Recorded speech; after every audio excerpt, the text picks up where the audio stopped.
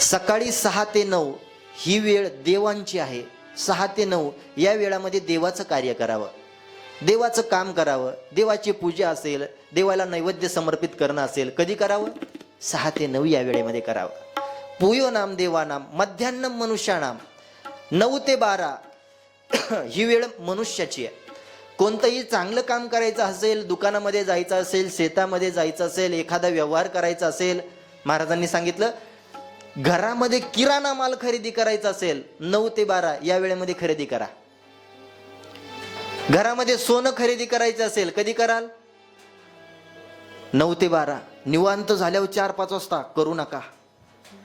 भले रेट कमी असला तरी चालेल, पण 9 ते 12 या वेळेमध्येच करा. तस्मात् शास्त्रम प्रमाणन्ते.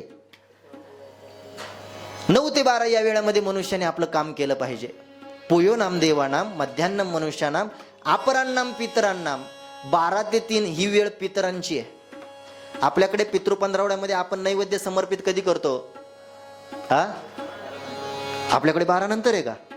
वा वा. आमच्या आमोंडीला सकाळी 8 वाजताच पंगत बसते बापू. पण शास्त्र असं सांगतं 12च्या आत पितर नैवेद्य घेतच नाही. शास्त्र सांगतं 12च्या नंतर 12 ते 3 सायान्नम भूत प्रेतादीनाम.